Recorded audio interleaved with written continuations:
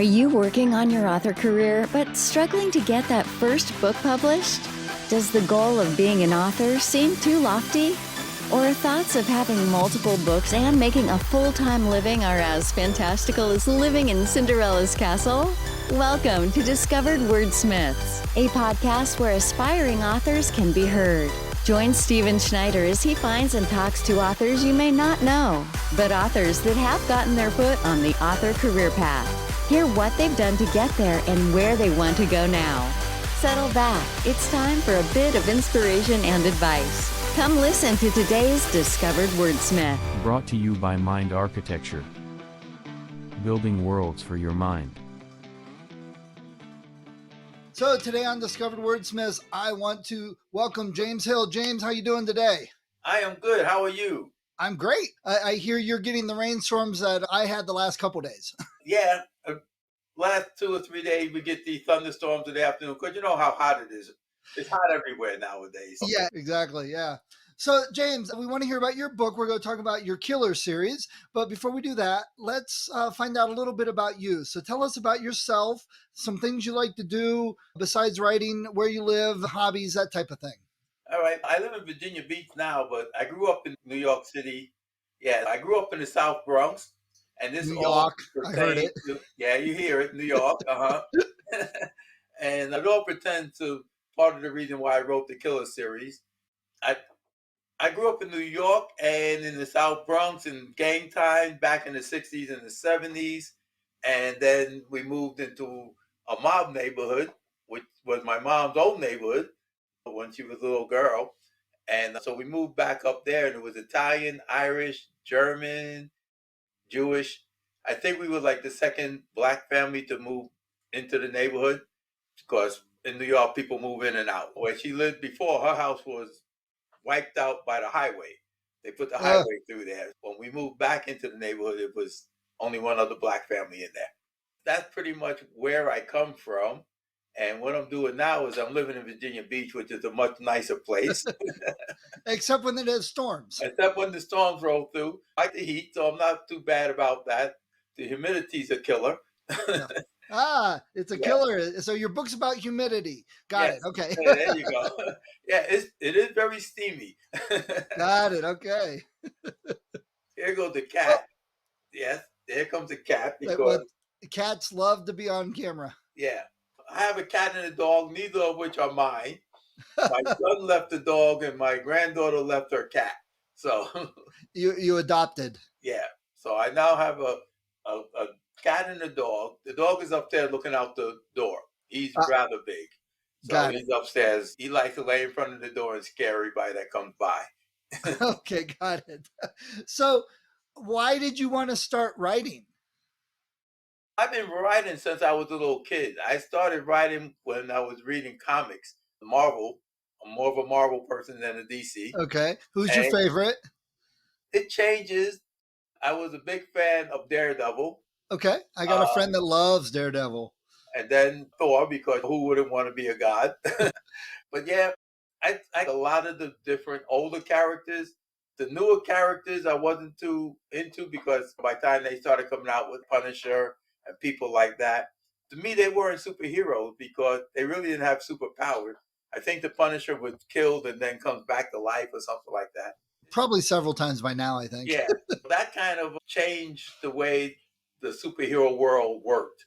Most of the superheroes, when I was growing up as a kid, they were either irradiated and got superpowers, or they were mutants, naturally mutated people who had superpowers, that kind of thing. So I was very big into science fiction, and that's what really got me writing. I would start writing the next comic that would come out. We would read the comic, we trace and draw the characters, and I would always work on what I thought the next story would be.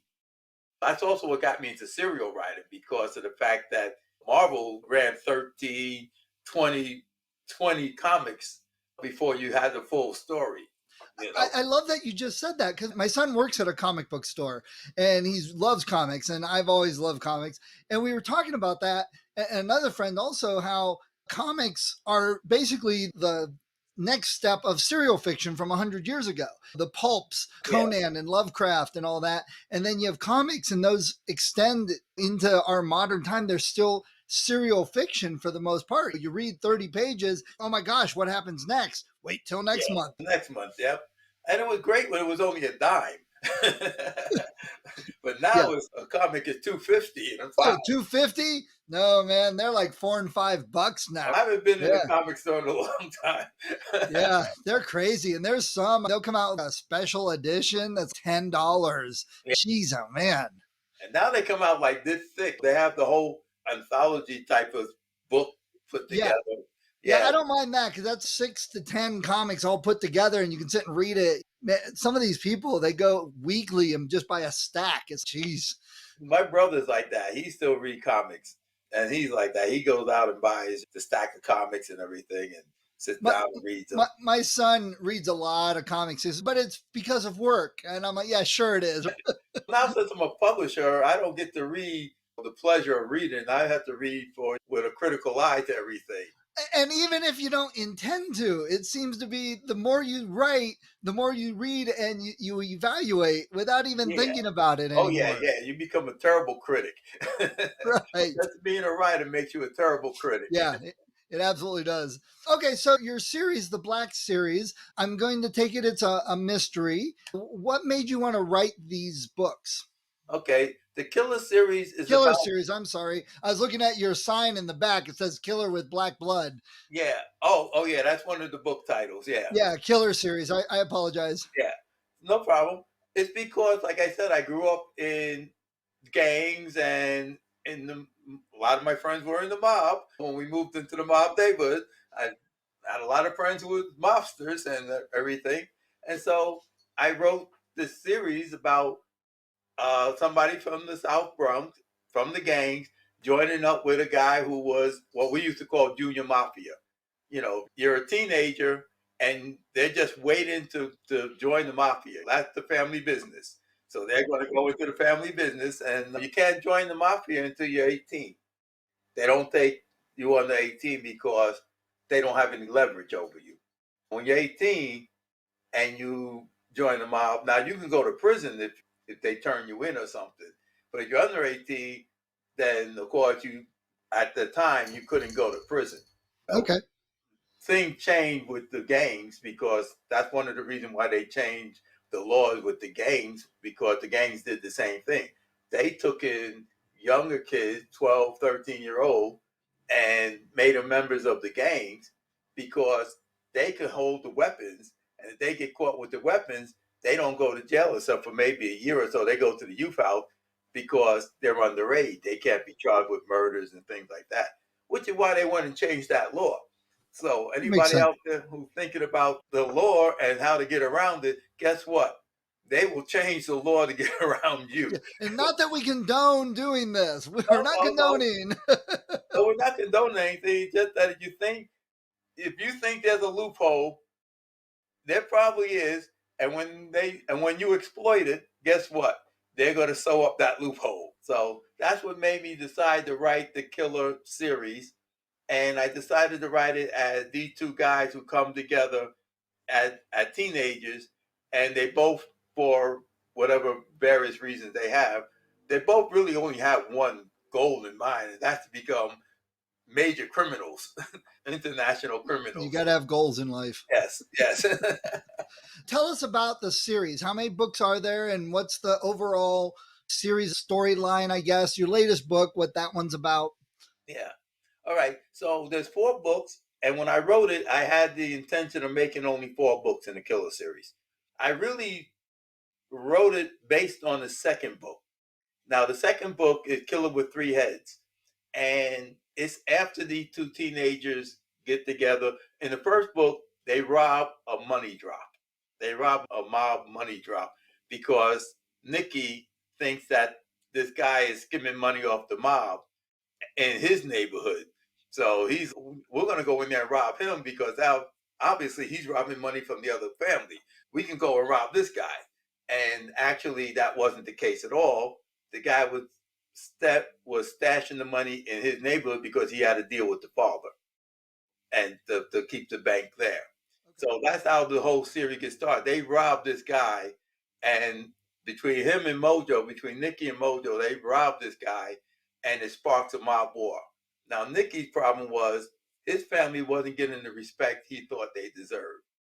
Mojo's problem is that he's somewhat psychotic, in that Somewhat. somewhat psychotic, mildly psychotic. He's like very family oriented. If you do something against somebody in my family, I go out and kill everybody in your family. It's very straightforward with him. Either you're his friend or you're his enemy, you know. And so they get together, they rob this guy, and then things happen. So that's the first book. The second book, which is why I actually wrote the whole thing, was that now Morris has to leave town because of everything with the mob war and everything. He gets out of town. He's becoming an international criminal. He's into arms dealing and everything else. You know, working. He's an enforcer for the mob for his friend Nikki. He's an arms dealer because they have their own lives. They have their own criminal enterprises. And someone kidnaps his daughter. And that brings him back to New York to find out who kidnapped his daughter and revenge. Revenge is, there's two main themes to the whole Killer series. Revenge is one, friendship is the other. And So, not killing. yeah. Yeah, no, not actually killing. Killing's a side product. Okay, got it. Of the friendship and of the revenge. So That these makes two sense. guys are thick as thieves, as they say. And so they will do anything for each other. And that's what makes this whole thing go, because they will do anything for each other. So that's what most people don't realize about them, because one guy's black, the other guy's Italian, and they figure that they're going to go against each other at some part. But they don't. They never do. They are, no matter what each one does, the other one always got his back. Got it. Okay. So do you know of or can think of any books that are out there, other authors that are similar to your books? There's a lot of mob books out there, but most of them are like mob romances and things like that. And my book has romance in it, and because you have the girls and you have the mob princesses and the gang princesses and things like that. So there are books out there that are like that. And then there are books out there by, I think it's Ice Pick Slim, who writes about the inner city and black people and that kind of life, gang life, drug dealer, things like that.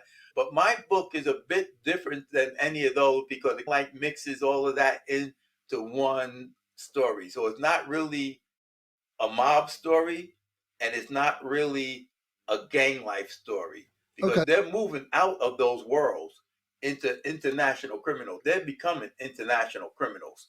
So they don't just stick to, Nicky like sticks to the mob because that's what his desires are, to become the godfather and to become a commissioner and all that kind of stuff in the mob. But Morris, Bojo, his life takes him into the international criminal world because of him being arms dealing and stuff. And there's elements of the government, how the government works with the mafia and works with these crime syndicates and things like that to get what they want out of life. When you say, are there books like mine? There are books that might touch on different parts of that storyline and different things, but my book goes beyond and further than anything I ever read. And it's set in modern times, not. Yeah. Okay. Well, it's set in like the 70s and 80s. Okay. Okay. It takes place between the 70s up to about the 90s. Okay. So if you like the Chicago mob books like Untouchables or Godfather, or you probably like your book. Yeah. Yeah. What is it? What was the name of that movie? Oh, it always escapes me the name of the movie with Joe Pesci in them. Like, yeah, Goodfellas. Yeah. Goodfellas, Casino, movie like that. Boys in the Hood. That's another movie that I thought about that because it sounds, you talked a little bit about gangs, you talked about mobs. It sounds like on the verge of that because of your two characters and their background, you think. So, yeah, I could definitely see that. New Jack City or something. Have you ever heard of a story called The Bronx Tale? They made a movie out of it with De Niro. It sounds familiar. Yeah. Yeah. but it takes place in pretty much the neighborhoods that I grew up in. A Bronx Tale, they're going from Cedric Avenue in the Bronx from one side, because one side is the Italian neighborhood, the other side is the black neighborhood. Okay. And if you ride that bus, I think it's number 12, but anyway, you ride that bus. I hung out all over the Bronx. So you ride that bus from one end to the other, you go from the black neighborhood into the Italian neighborhood. And it was like the dichotomy of the two neighborhoods. And so that's the Bronx, that was a Bronx Tale. And that probably is most like my story. Okay. My book is more like that story if you looked at it as a whole. Got it. Okay. That's cool. That helps people if they're interested and let's say, oh, I like those things. So yeah, I'd love James' book. So what type of feedback are you getting from readers? Oh, I'm getting great feedback. People love the story. I get five-star ratings all the time. People say I'm a sick person because of all the. It's quite a violent book in some cases. They murder people like left and right, and not just murder you, torture. My editor on the last book comes around as a Killer with Ice Eyes, which I just released last summer. It's about a year old now, and she was like, "Come on, James, another torture." And now this is Morris's daughter who's growing up to take over the gangs and the mob, and she's going to legitimize it somewhat. So, and of course, her thing is that she's also looking for revenge on what happened to her. I'm like, come on, this woman grew up in the mob and the gang. You don't think she's going to be as hardcore as everybody else? Some soft, easygoing person? No. So you got a 4-series or a 4-book series. Would you rather see these turned into movies or a TV show? Interesting enough, I think it would probably be better as a TV show because there are 4 books. If you want to do all 4, it would be way too long of movies. Each movie would be 3 hours long if you wanted to go through. Which wasn't The Godfather 3 hours? Yeah. But you talk about 4 of them. You're talking about it'll be a Lord of the Rings type of. Yeah, though I go to movies a lot with friends and my son and stuff. You know how many movies are almost 3 hours now? Yeah. There are a lot of 3-hour movies. I just watched Oppenheimer, and that's like a 3-hour movie, and it's no action in that movie at all. That was one of the weirdest big name movies I've seen in a while. I go to a lot of like art house films with my son that are like weird. And then I saw Oppenheimer and I'm like, I had to digest it. I'm like, I can't even, my brain can't wrap around this movie yet. It's just, it was amazing because it was like a 3-act play. Yeah. It was like a 3-act play that took 3 hours to go through. And like I said, there's no real action. Mostly, if you have a 2-hour, 2.5 hour, 3-hour movie, there's a lot of action and stuff going on. No, this was strictly drama. And it's not action, but it moves at a very frenetic pace. It just moves clip by clip very quickly. Yeah. So I like movies like that. But I was thinking that if I were to get this, it would make a nice TV series because it would run several years. Yeah, do like a Sopranos thing. Yeah. Really delve into the characters. And what you were talking about with multi-generations, you could move through generations and stuff with the book. Oh, yeah, because it picks up in the 70s and it goes up till like the 90s. So you have the commission trials in there. You have the war on drugs, how the government really wasn't about the war on drugs. It was more about overthrowing the countries in South America. Venezuela has more oil than the Middle East. And at one point in time, we knew we were losing our grip on the Middle East because we were losing the Shah of Iran, and we were going to lose that oil. So they started moving against Venezuela and try to overthrow that country so that they can then get the oil out of Venezuela. Yeah. So there's all kinds of international intrigue in the stories, as well as the crime element. So like I said, there's government agents that they work with. And so it's a big story as far as the series goes, as far as the characters and everything. It's really a big arcing story over 2 decades.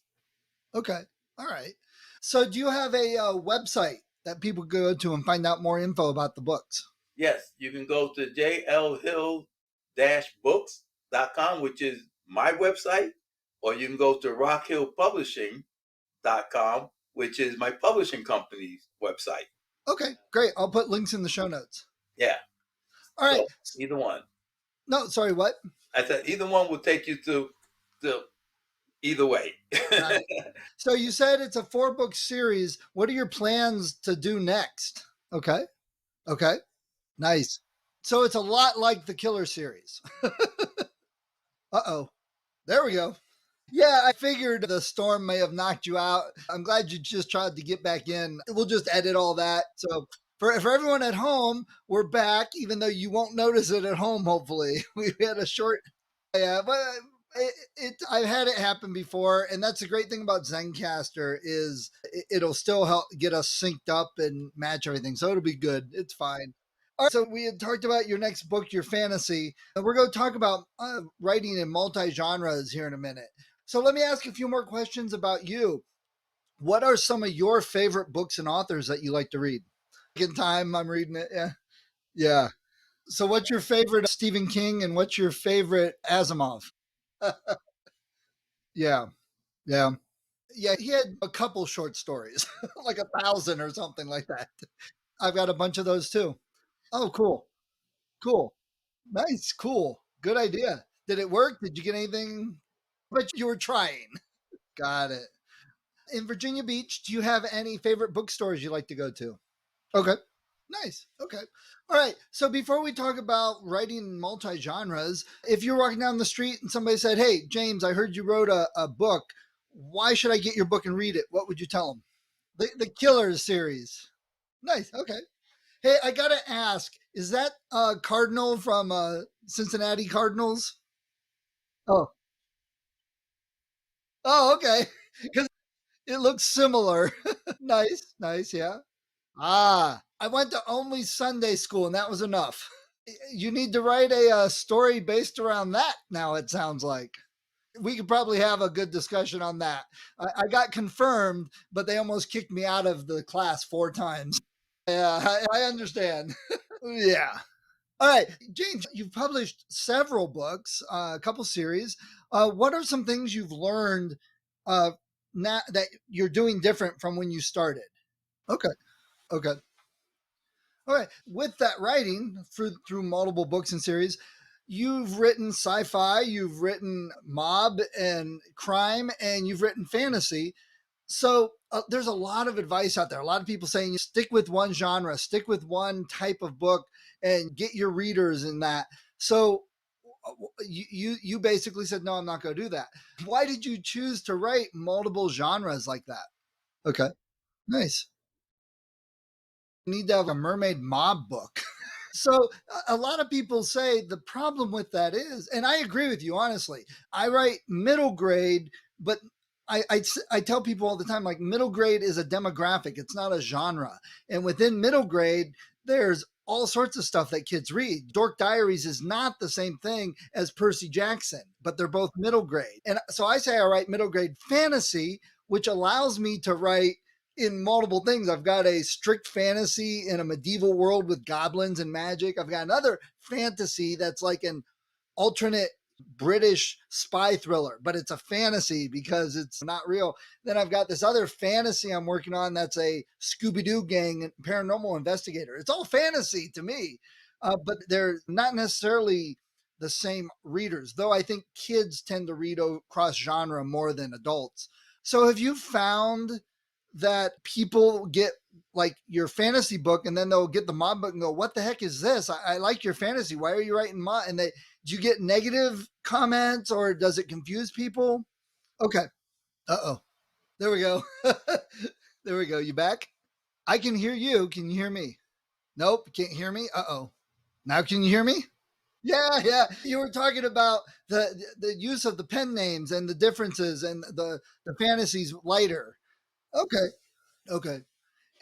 And I do like that you said you use 2 different pen names because that's typically the solution people go to if you go write in different genres. Now, do you cross pollinate? Do tell your fantasy people like, hey, it's not fantasy, but I do have this mob book. And hey, mob people, I've got this fantasy book. Just if you're interested, do you do any of that?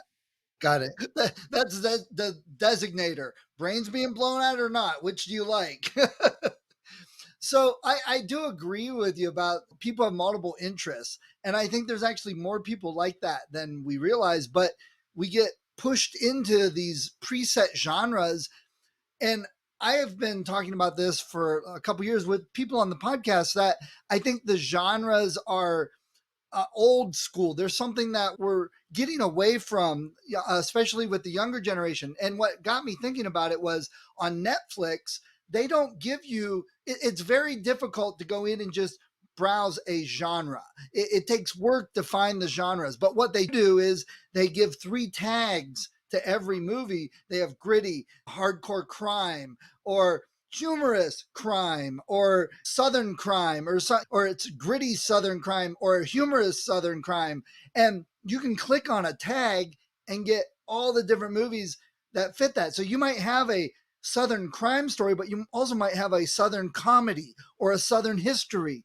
So depending on the tag you pick, you can get wildly different genres. And I think that system of using tags like that is way superior than just using genres. And I think we should really go to that system for all of our books. Right. Agreed.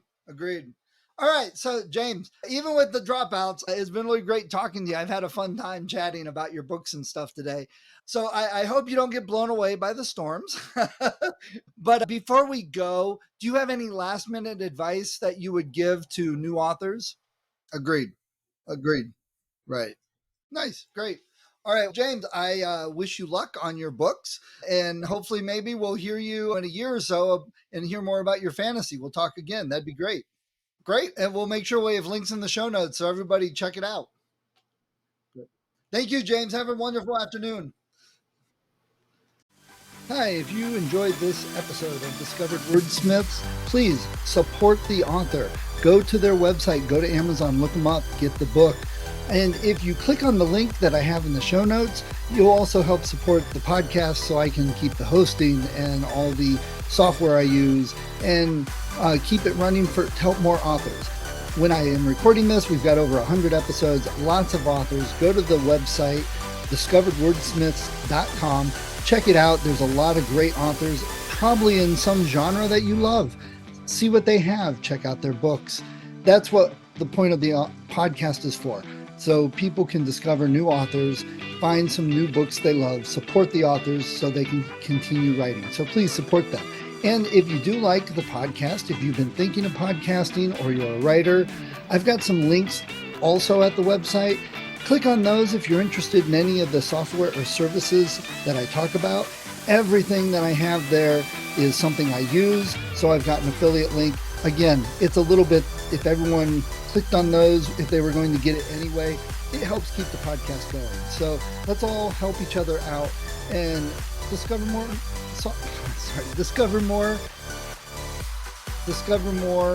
authors to read.